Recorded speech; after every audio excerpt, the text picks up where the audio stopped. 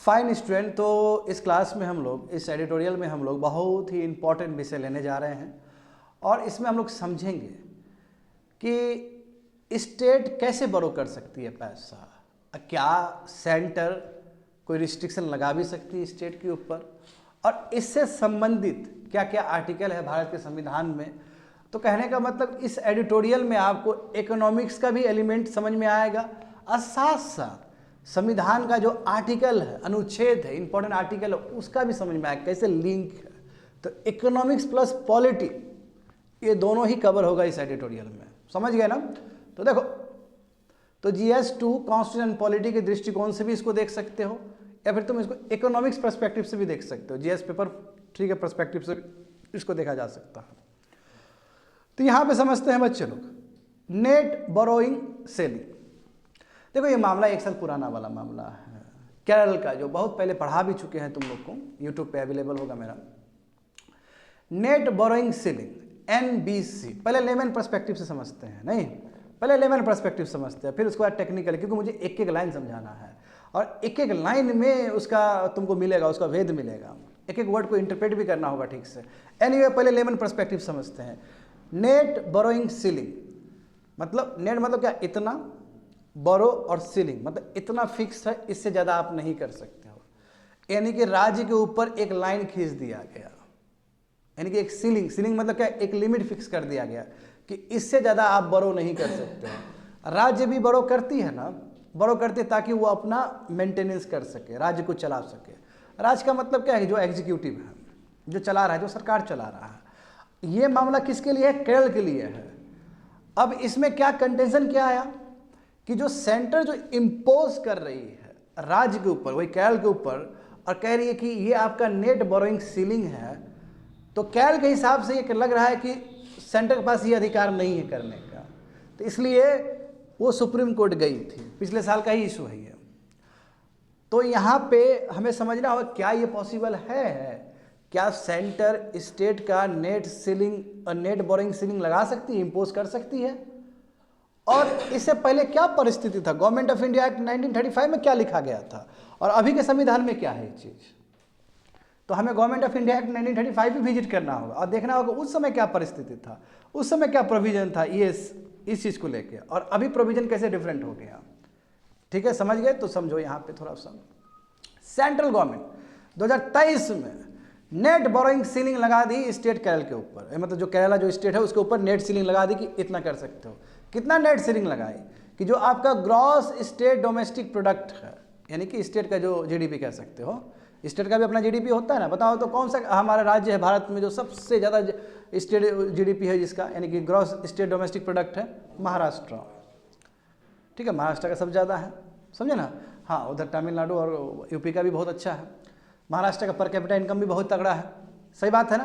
तो इसमें क्या बोला कि जो भी आपका स्टेट ग्रॉस है ना, state gross gross state domestic product, या मैं सिंपल बोल सकता हूँ स्टेट का मैं GDP भी बोल सकता हूँ। ठीक है, मतलब एक ही हुआ।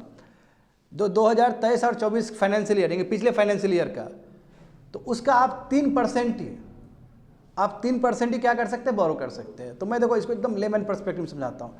मान लो कि राज्य 100 रुपया कमाती है एक फाइनेंशियल ईयर में। फाइनेंशियल ईयर जानते हो ना, कब से शुरू होता है, कब से शुरू होता है, 1 अप्रैल से, और ख़त्म होता है 31 मार्च में। तो इसलिए 23, 24, 24, 25 हम लोग करते हैं। अभी कौन सा फाइनेंशियल ईयर चल रहा है, 24-25 चल रहा है। और 24-25 कब खत्म होगा फाइनेंशियल ईयर, मार्च के 31 में खत्म हो जाएगा। स्टार्ट कब हुआ, 1 अप्रैल 2024 में स्टार्ट हुआ, सही बात है ना। तो 23, इसलिए 23 और 24 यानी पिछले बार खत्म हो चुका है, इसलिए मामला ये पिछले साल का है। तो उसमें सेंटर ने कहा था कि जो केरल स्टेट का जो वहाँ का जो GDP है, यानी कि यदि मैं एकदम करेक्टली बोलूँ तो वहाँ का जो ग्रॉस स्टेट डोमेस्टिक प्रोडक्ट है GSDP यदि 100 रुपया है, 100 रुपया यदि स्टेट कमा रहा है, तो स्टेट 3 रुपया क्या कर सकती है, बाहर से बोरो कर सकती है। उतना पावर है बोरो करने का, 3 रुपीज़। तो सर ये FRBM टाइप का लग रहा है, बिल्कुल FRBM का ही निर्देश है वो। बात समझ में आ गई। अब देखो, तो इसमें दिक्कत क्या है, दिक्कत ये है कि पहले स्टेट जो केरल जो स्टेट थी वो बहुत अलग अलग जगह से बोरो कर पा रही थी, समझे ना, अलग अलग उसके पास बहुत ब्रांचेस था बोरो करने का। मगर सेंटर ने क्या बोल दी कि जो तुम जो दरवाजा देख रहे हो बोरो करने का, वो सब उस सीलिंग के अंदर आएगा। ये सीलिंग के बाहर कुछ नहीं है। यानी कहने का मतलब क्या है कि आपका नेट बोरोइंग जो सीलिंग है उसके अंदर क्या क्या बोरिंग हो सकता है, उसके अंदर बहुत तरह का बोरिंग हो, जैसे ओपन मार्केट लोन। क्या होता है ओपन मार्केट लोन का मतलब? जैसे बॉन्ड को जारी करना, एसडीएल लिख लो नीचे करके, एसडीएल स्टेट डेवलपमेंट लोन, वो भी क्या है? बॉन्ड है। अच्छा, स्टेट जब जारी करती है कोई भी बॉन्ड तो कितना साल के लिए वैलिडिटी होता है? 10 साल के लिए। हाँ, तो स्टेट डेवलपमेंट लोन वो कर सकती है, वो भी एक बॉन्ड है। स्टेट यदि बॉन्ड जारी करे तो उसको स्टेट डेवलपमेंट लोन कहते हैं, ठीक है, वो कर सकती है। बताओ, वो भी इसके अंदर आता है। दूसरा क्या है? फाइनेंशियल इंस्टीट्यूशन लोन, यानी कि वो बैंक से पैसा ले सकती है, मांग सकती है, बैंक से पैसा ले सकती है। कौन? स्टेट। तीसरा क्या है? Liability from the public account, जो पोस्ट ऑफिस होता है ना बच्चे लोग, पब्लिक अकाउंट मतलब क्या? पोस्ट ऑफिस हो गया, या उस तरह का जो स्कीम वाला जो सेविंग स्कीम्स होते हैं ना, जैसे कन्या समृद्धि योजना हो गया, है ना, या ओल्ड एज वाला जो हो गया, तो उस तरह का जो पोस्ट ऑफिस में नॉर्मली जमा होता है, तो वहाँ से भी पैसा मोबिलाइज कर सकती है। आप बताओ। और तीसरा देखो, ये further the ceiling has been extended to cover certain borrowings by the state own entities as well. यहाँ प्रॉब्लम आ गया, यानी कि स्टेट का अपना जो पीएसयूज है, स्टेट का भी अपना पीएसयूज होता है ना, पब्लिक सेक्टर अंडरटेकिंग्स, जैसे भारत सरकार का रिफाइनरी है ना, IOCL, ये सब, तो स्टेट का जो अपना पब्लिक एंटिटी होगा, यदि वो भी बोरो करेगी तो वो भी नेट सीलिंग लिमिट के अंदर ही होगा। कोई सर ये कौन सा बड़ा बात है? ये कौन सा बड़ा बात है? होता क्या है नॉर्मली क्या होता है कि जो 3% जो इम्पोज किया गया वो ये कुछ मिला के होता है, और स्टेट के पास और फ्लेक्सिबिलिटी रहता है कि भाई चलो मेरा जो पब्लिक एंटिटी है, मेरा जो कारखाना है, वो और पैसा मोबिलाइज कर सकती है। तो सेंटर ने क्या कहा? सेंटर ने कहा कि ये जो आपका पब्लिक सेक्टर जो इंटरप्राइजेस है, जो पैसा मोबिलाइज करती है ना स्टेट के बिहाफ में, वो भी लिमिट के नीचे आएगा। तो कंटेंशन यहाँ पे हुआ है, देखो फर्दर मोर लिखा गया ना, कंटेंशन यहाँ पे हुआ। इस सीलिंग उसमें ही फिक्स कर दिया गया कि यदि स्टेट पब्लिक एंटिटी यदि वो भी पैसा मोबिलाइज करती तो वो भी नेट बोरोइंग सीलिंग के अंदर आएगा। तो व्हाट डज इट मीन? इसका मतलब क्या हुआ कि कहीं ना कहीं आपने केरल स्टेट पे आपने एक लक्ष्मण रेखा बांध दिया, एक लाइन कर दिया कि भाई तुम्हारा 50 सोर्स हो सकता है लेने का, लो कहीं से लो, मगर सब तुम्हारा नेट सीलिंग लिमिट के अंदर होगा। तुम 1% वहाँ से ले लो, आधा % यहाँ से ले लो, है ना, 0.6% वहाँ से ले लो, मगर सब मिला के 3 से ऊपर नहीं होना चाहिए। अब स्टेट को दिक्कत हो गया इससे, स्टेट सुप्रीम कोर्ट गया और सुप्रीम कोर्ट में बोला कि ये सेंटर को पावर नहीं होना चाहिए इतना, क्योंकि मेरा नीड हम समझे, हम राज्य हम नीड समझे, हमको हेल्थ केयर देखना होता है, हमको सैलरी देना होता है, हमको बहुत सारा काम करना होता है, तो हमको पैसा चाहिए, हमको बोरोइंग करने का पावर होना चाहिए। और ऐसे भी स्टेट जानते हो कि केरल स्टेट बहुत सुंदर स्टेट है, और ये गलत है। इस तरह सेंटर हुक्म नहीं चला सकती है, इस तरह सेंटर नहीं बोल सकती कि सभी चीज़ नेट बोरोइंग सीलिंग के अंदर आएगा। तो ये केरल स्टेट का अपना दलील है, और मामला गया सुप्रीम कोर्ट में। हालांकि सुप्रीम कोर्ट में भी निकल के नहीं आया कोई फैसला, मैं ये बहाना कम से कम सीखोगे कि हो क्या रहा है। आ रहा है समझ में ना? आगे देखो बच्चे लोग, तो यहाँ पे देखो आ जाएगा संविधान का वो आर्टिकल्स, आर्टिकल 292 और आर्टिकल 293। अब देखो इतना कंफ्यूजिंग आर्टिकल सब है ये, और इतना मजेदार आर्टिकल है ये। आर्टिकल 292 और 293 में ही बताया गया है सेंटर और स्टेट कैसे बोरोइंग कर सकती है पैसा। बात समझे ना? तो ये जब तुम इंडिपेंडेंटली जब पढ़ोगे आर्टिकल 292 और 293 तो तुमको समझ में आएगा कि भाई स्टेट को भी पूरा पावर है पैसा बोरो करने का। मगर फिर बाद में जाकर सब क्लॉज देखोगे तो तुमको पता चलेगा कि सेंटर कैसे आती है, सेंटर कैसे रिस्ट्रिक्शन लगाती है स्टेट के ऊपर। एनीवे पहले समझो चीज़ों को। पार्ट 12 में देखोगे, पार्ट 12 जो संविधान का पार्ट 12, बताओ संविधान का कितना पार्ट है? 25 पार्ट है ना जी। हाँ, तो पार्ट वो शेड्यूल है बच्चे लोग, और शेड्यूल 12 भी शेड्यूल नहीं है। कितना शेड्यूल है? हाँ सॉरी 12 शेड्यूल है, तुम शेड्यूल को पार्ट बोल रहे हो। पार्ट देखो वहाँ पे ठीक से, पार्ट 12 जो संविधान का है उसमें पूरी तरीके से बताया गया कैसे सेंटर और स्टेट बोरो कर सकते, कैसे उसके पास बोरोइंग पावर आएगा। तो बोरोइंग पावर पूरी तरीके से इस पार्ट 12 में लिखा गया है। समझ गए? अभी सीख लो बच्चे लोग, पॉलिटी बाद में आएगा फ्यूचर में, अभी कुछ पढ़ लो उसके बारे में। आर्टिकल 292 में क्या लिखा गया? आर्टिकल 292 में लिखा गया कि कैसे सेंट्रल गवर्नमेंट अपना बोरोइंग पावर को एक्सरसाइज कर सकती है। जब सेंट्रल गवर्नमेंट अपना बोरोइंग पावर को एक्सरसाइज करेगी, यानी कि जब मार्केट से पैसा उठाएगी, तो उस समय कॉन्सोलिडेटेड फंड ऑफ इंडिया को एज अ कोलैटरल के रूप में यूज कर सकती है वो। Security of the consulate fund of India है ना, इसका मतलब कॉन्सुलेट फंड ऑफ इंडिया को वो एज अ कोलेट्रल के रूप में, क्योंकि मेरे पास देखो तिजोरी है ना, कुछ हुआ तो हम यहाँ से दे देंगे, तुम हमको पैसा दो। तो जानते हो कि सेंट्रल गवर्नमेंट के पास बहुत पावर है पैसा उठाने का, वो विदेश से भी उठा सकता है, वो देश से भी उठा सकता है, वो तुम्हारा पोस्ट ऑफिस से भी उठा सकता है, बहुत तरीका है कि नहीं है सेंट्रल गवर्नमेंट के पास। इनफैक्ट सेंट्रल गवर्नमेंट का ज़्यादा तरीका है। आया समझ में बच्चे लोग? तो उसके लिए कोलेट्रल क्या दिखाता है सेंट्रल गवर्नमेंट? जो सेंट्रल गवर्नमेंट का जो सबसे बड़ा तिजोरी है, consulate fund of India. Similarly ये आर्टिकल 292 सेंट्रल गवर्नमेंट को इंपावर करता है। सिमिलरली आर्टिकल 293 स्टेट गवर्नमेंट को भी इंपावर करता है कि पूरा भारत के टेरिटरी में। अब देखो फर्स्ट जो आर्टिकल 292 वो तो पूरा दुनिया में कहीं भी उठा सकता है, कौन? सेंटर। आर्टिकल 292 है कि एक राज्य अपने कंट्री में, जैसे केरल हो गया तो केरल बिहार से भी उठा सकता है, केरल तुम्हारा आसाम से भी उठा सकता है, केरल तुम्हारा महाराष्ट्र से भी उठा सकता है, यानी कि भारत के टेरिटरी में एक स्टेट कहीं से भी पैसा उठा सकता है। और उसके लिए कोलेट्रल क्या चाहिए? तो उसका जो अपना कॉन्सुलेट फंड ऑफ स्टेट, उसका भी अपना कॉन्सुलेट फंड ऑफ स्टेट होता है, जो सबसे बड़ा तिजोरी है स्टेट का। आया समझ में ना? हाँ, ये जो आर्टिकल 293 है ये गवर्नमेंट ऑफ इंडिया एक्ट 1935 का सेक्शन 163 से लिया गया है। कहाँ से लिया गया है? सेक्शन 163। कोई सर उसमें 163 आई, इसमें 293, हाँ भी वो रिसफल करना पड़ता है ना, आर्टिकल चेंज हो जाता है। देखो ना, भारतीय न्याय संहिता और CRPC, तो CRPC का जो 144 जो धारा था वो तुम्हारा BNS में वो धारा दूसरा हो जाएगा, वही चीज़ हुआ है, कन्फ्यूज नहीं होना है। तो ये जो आर्टिकल 293 है वो डायरेक्ट कहाँ से लिया गया? गवर्नमेंट ऑफ इंडिया एक्ट, हाँ 1935 का सेक्शन 163 से लिया गया है। कोई सर इतना बताने की क्या ज़रूरत है? सेक्शन 163 बताने की ज़रूरत है, सब नहीं लिया गया ना। सेक्शन 163 में जो पूरा प्रोविजन था सब प्रोविजन को नहीं लिया गया और वहीं पे मामला गड़बड़ हो गया। यदि पूरा प्रोविजन लिया जाता, सेक्शन 163 का जो टोटल प्रोविजन था गवर्नमेंट ऑफ इंडिया एक्ट में, यदि वो लिया जाता तो आज ये पंगा ही नहीं होता। एनीवे थोड़ा देर में समझोगे ये चीज़। ये समझ में आ गया ना कि आर्टिकल 293 कैसे आया और आर्टिकल 293 स्टेट को क्या इंपावर करती है कि वो कहीं से भी बोरो कर सकती है against the collateral of consulate fund of state.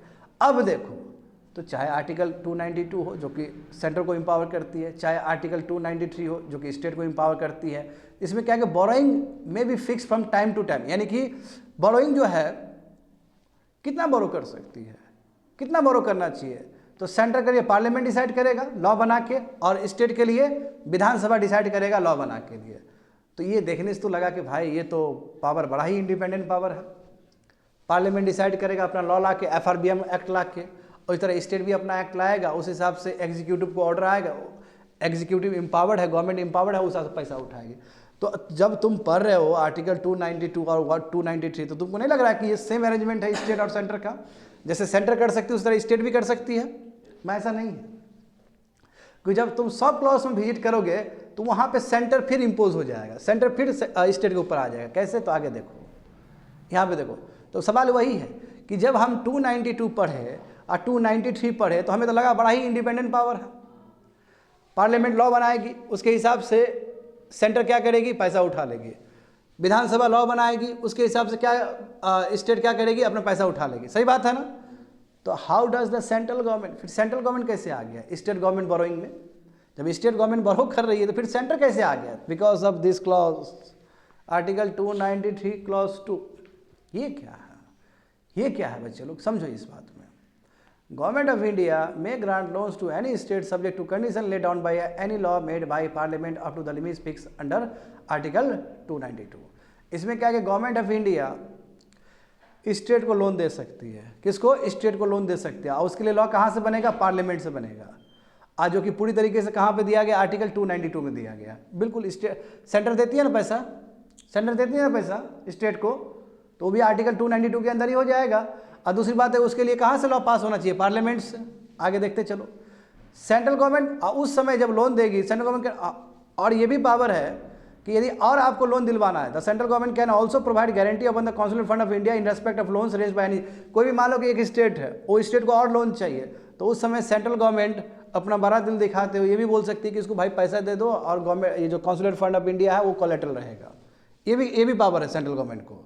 एक तो स्टेट खुद अपना कॉन्सुलेट फंड ऑफ स्टेट दिखा कर पैसा ले सकता है, एट द सेम टाइम कोई सेंटर चाह ले, यानी कि मोदी जी जो चाह ले कि किसी स्टेट को और लोन मिलना चाहिए तो मोदी जी उस समय बोल सकते हैं, यानी कि एग्जीक्यूटिव, सेंट्रल एग्जीक्यूटिव ये बोल सकता है कि consular fund of India collateral है, आप इस स्टेट को लोन दे दो। तो आया ना सेंटर दो तरीके से आ चुका है ना अभी। एक तरीके से क्या है कि सेंटर खुद तुम्हारा लोन दे सकती है स्टेट को, है ना, और उसके लिए पार्लियामेंट लॉ बनाएगा, और वो आर्टिकल 292 में दिया गया। एट द सेम टाइम इसमें यह भी दिया गया है कि सेंट्रल गवर्नमेंट चाहेगी तो कॉन्सुलेट फंड ऑफ इंडिया को एज अ कोलेटरल बता के किसी भी स्टेट को वो हेल्प कर सकती है, किसी भी स्टेट लोन ले सकता है। उस समय सेंट्रल गवर्नमेंट कहेगी कि कोई बात नहीं, कोलेटरल हमारे पास है, हमारा कॉन्सुलेट फंड ऑफ इंडिया देख लो और इसको पैसा दे दो। दो हिसाब से, दो तरीके से सेंट्रल गवर्नमेंट पहुंची ना स्टेट के डोमेन में, स्टेट के बोरोइंग के डोमेन में। और इतना ही नहीं, और देखो ये जो क्लॉज है ये बहुत खतरनाक क्लॉज है, आर्टिकल 293 क्लॉज 3। इसमें क्या है बच्चे लोग, imposes a restriction on the state government if the repayment of loans or a guarantee which has given by the central government is still outstanding। मान लो कि सेंटर ने लोन दिया स्टेट को और स्टेट अभी तक नहीं लौटा पाया,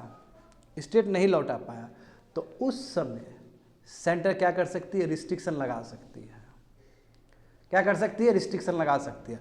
जब सेंटर ने रिस्ट्रिक्शन लगा दिया और उसके बावजूद भी स्टेट चाहता है कि हम और लोन क्या करें, ले कहीं से, तो उस समय उस स्टेट को परमिशन लेना होगा सेंटर से। क्यों? क्योंकि सेंटर पहले ही रिस्ट्रिक्शन लगा चुका है। ठीक है, वही आर्टिकल 293। अब देखो ये कितना इंपावर करता है एक सेंट्रल गवर्नमेंट को स्टेट गवर्नमेंट के बोरोइंग के अंदर घुसने में। आ रहा है समझ में ना? आर्टिकल 293 क्लॉज 3 क्या कहता है कि बिल्कुल सेंटर रिस्ट्रिक्शन लगा सकती है स्टेट गवर्नमेंट के ऊपर यदि जो लोन लिया है स्टेट गवर्नमेंट ने, ठीक है, या फिर गारंटी जो बना है, तो वो ठीक सेंट्रल गवर्नमेंट ने यदि पैसा दिया है तो अभी भी बाकी है, अभी भी नहीं लौटा पाया, तो उस केस में रिस्ट्रिक्शन लगा सकता है सेंट्रल गवर्नमेंट स्टेट गवर्नमेंट के ऊपर। यदि ऐसा हुआ तो इस केस में सेंट्रल गवर्नमेंट, वही इन सच ए केस सेंट्रल गवर्नमेंट का अप्रूवल होना बहुत ज़रूरी है यदि स्टेट फिर से और पैसा उठाना चाहता है तो। बात समझे? अब यहाँ पे देखो, यहाँ तुमको कुछ त्रुटि नजर आएगा। ये त्रुटि क्या है, ये एरर क्या है? The central government is afforded broad description over consent. अब ये जो कंसेंट जो वर्ड है ना, वो बहुत ही डिस्क्रिशनरी वर्ड हो जाता है सेंट्रल गवर्नमेंट के लिए। अब कंसेंट में क्या है कि सेंट्रल गवर्नमेंट कुछ भी कर सकती है। देखो, broad consent, broad description over consent by specifying that it may be granted subject to any condition as the government of India deems appropriate. बोला गया ना इसमें कंसेंट, तो कंसेंट क्या है, पूरी तरीके से डिस्क्रिशनरी पावर हो गया सेंट्रल गवर्नमेंट का, और सेंट्रल गवर्नमेंट जो अप्रोप्रिएट समझे उस हिसाब से सेंट्रल गवर्नमेंट काम कर सकती है इसके ऊपर। तो कहो कि यहाँ तो जो इसका मतलब क्या हुआ कि स्टेट का जो बोरोइंग पावर है तो उस पे ये जो क्लॉज है, डिस्क्रिशनरी जो क्लॉज है कंसेंट को लेके, कि सेंट्रल गवर्नमेंट किसी भी कंडीशन को इम्पोज कर सकती है, यही एक्चुअली पंगा है। मगर शुरुआत के गवर्नमेंट ऑफ इंडिया एक्ट 1935 में ऐसा था ही नहीं, बात समझे। बट बाद में संविधान में बनाया गया तो कुछ कुछ नया चीज़ ऐड कर दिया गया, उसमें ये भी है। तो देखो बच्चे लोग, वही बात होगा कि जो सर्टेन प्रोविजन 1935 का जो एक्ट है उसका हर चीज़ लिया ही नहीं गया। मैंने बोला ना कि कुछ लिया गया, कुछ नहीं लिया गया। जो नहीं लिया गया उसी की वजह से विवाद हो रहा है। यदि उस चीज़ को लिया जाता तो आज सेंट्रल गवर्नमेंट के पास ये जो कंसेंट वर्ड है, ये कंसेंट वर्ड के ऊपर इतना डिस्क्रिशनल पावर ही नहीं होता और इतना अपने हिसाब से सेंट्रल गवर्नमेंट काम ही नहीं करता, क्योंकि उसका एरिया भी लिमिट हो जाता है, फिक्स हो जाता है सेंट्रल गवर्नमेंट का। क्या है सेक्शन 163 क्लॉज 4 जो गवर्नमेंट ऑफ इंडिया एक्ट का 1985 का, उसमें कहा गया है कि while exercising the power conferred under section, यानी कि जो भी सेक्शन 163 क्लॉज 3 में जो दिया गया है regarding consent word, federation should not refuse, यानी कि जो फेडरेशन है, यूनियन जो है, उसको कभी भी मना नहीं करना चाहिए। यदि स्टेट कोई प्रोविंस लोन मांगना चाह रहा है या कोई भी डिले हो जाए इन ग्रांटिंग द लोन या कोई भी इस तरह गारंटी में, तो यूनियन जो है, यूनियन को रिफ्यूज़ नहीं करना चाहिए। ये है, यानी कि यूनियन इतना एम्पावर्ड नहीं है कि यदि स्टेट पैसा मांग ले या स्टेट कोई भी तरह का हेल्प ले तो यूनियन मना नहीं कर सकता, यूनियन डिले नहीं कर सकता उस चीज़ को। मैं ये क्लॉज तो आपने लिया ही नहीं, ये क्लॉज तो लिया ही नहीं। अभी जो आर्टिकल 293 क्लॉज 3 में ये है ही नहीं चीज़, हमने दूसरा चीज़ ले लिया। बात समझे? तो if any dispute arise of the matter, यानी कोई भी डिस्प्यूट हुआ तो उस समय गवर्नर जनरल के पास जाता था और गवर्नर जनरल का जो फैसला होता था वही माना जाता था। बट अभी के संविधान में वो चीज़ अडॉप्ट ही नहीं किया गया, तो यहाँ पे कन्फ्लिक्ट है इस चीज़ को लेके। आ रहा है समझ में? क्योंकि देखो गवर्नमेंट ऑफ इंडिया एक्ट में स्टेट को प्रायोरिटी ज़्यादा दिया गया है कि यदि वो जाए लोन मांगने के लिए तो सेंट्रल गवर्नमेंट उस समय का यूनियन गवर्नमेंट मना नहीं कर सकती है। समझ रहे हो ना बात को? मैं ये चीज़ नहीं लिया गया अभी। आगे देखो, तो what is the FRBM act 2003? हम बोले हैं ना बच्चे लोग तुम लोग को, जब आर्टिकल 292 है तो उसके हिसाब से सेंटर क्या कर सकती है, पैसा बोरो कर सकती है ना। तो बोरो करेगी तो उसके लिए पार्लियामेंट को लॉ लाना पड़ेगा ना, तो पार्लियामेंट ने लॉ ला दिया, FRBM एक्ट 2003 इनैक्ट हुआ ना जी। इसमें वही बात है कि कितना फिजिकल डिफिसिट को ब्रीच करने के लिए कितना कितना पैसा उठाया जा सकता है। उस समय देखो कितना टारगेट था कि 3% GDP का होना चाहिए सेंटर का फिजिकल डिफिसिट। वो जानते हो कि लगभग सेंट्रल गवर्नमेंट काम कर ही रही थी, मगर कोविड के बाद क्या हुआ, कोविड के बाद बहुत पब्लिक डेब्ट हो गया, समझे ना। कोविड के बाद बहुत पब्लिक डेब्ट हो गया, इसलिए अभी कितना है 4.9 है, और निर्मला सीतारमण ने कहा है ना कि आने वाले समय में 4.5 कर देंगे, क्योंकि सेंट्रल गवर्नमेंट को बहुत बोरो करना पड़ा। FRBM एक्ट के हिसाब से क्या है कि जो फिजिकल डिफिसिट होना चाहिए वो कितना होना चाहिए, मात्र 3% होना चाहिए, समझ गए ना।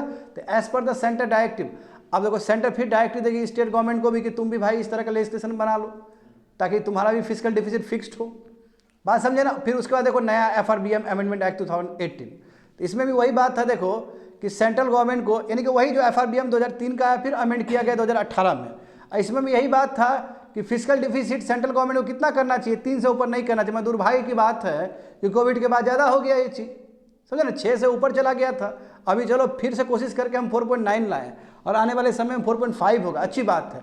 और इसमें यह भी बोला गया था ना कि पब्लिक डेट कितना होना चाहिए, 60% होना चाहिए, समझे ना, 60% होना चाहिए पुट टुगेदर, सेंटर और स्टेट पुट टुगेदर। और सेंटर कितना होना चाहिए, 40% होना चाहिए GDP का। पब्लिक डेब्ट का मतलब क्या, जो physical deficit over the period जो जम जाता है, अकुमुलेट होता है, उसको क्या बोलते हैं, पब्लिक डेब्ट कहते हैं। मगर रियलिटी में देखो, है ना, अभी रियलिटी में देखोगे तो 4.9 है और आने वाले समय में कितना हो जाएगा, 4.5 हो जाएगा GDP का, वही 15 और 25 और 26 फाइनेंशियल ईयर में।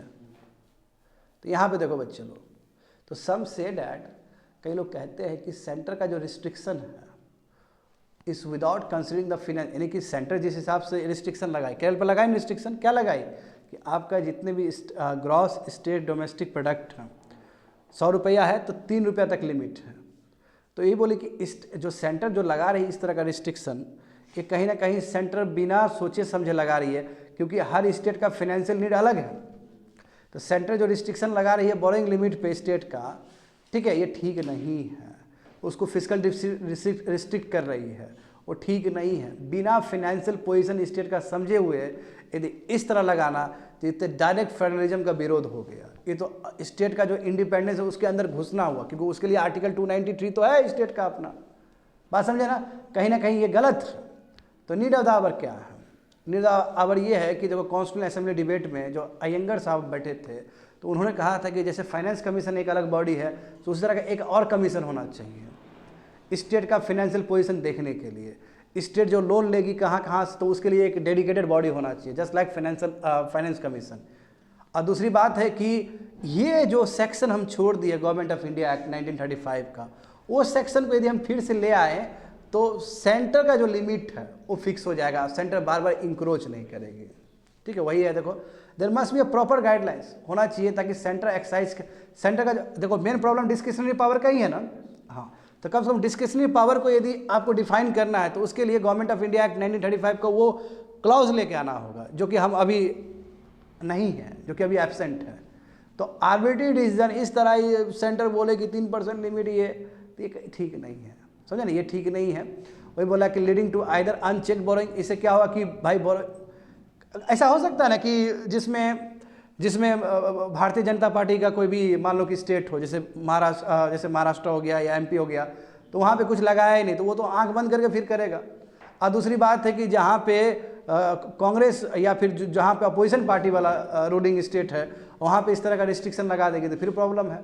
तो दोनों तरफ प्रॉब्लम है, अनचेक्ड बोरोइंग में भी हो सकता है प्रॉब्लम, या रिस्ट्रिक्टिव कंडीशन है कि ज़बरदस्ती आप रिस्ट्रिक्शन करें वहाँ भी प्रॉब्लम हो सकता है। तो इसलिए एक क्लियर कट गाइडलाइंस होना चाहिए इस चीज़ के लिए। That's it, completed.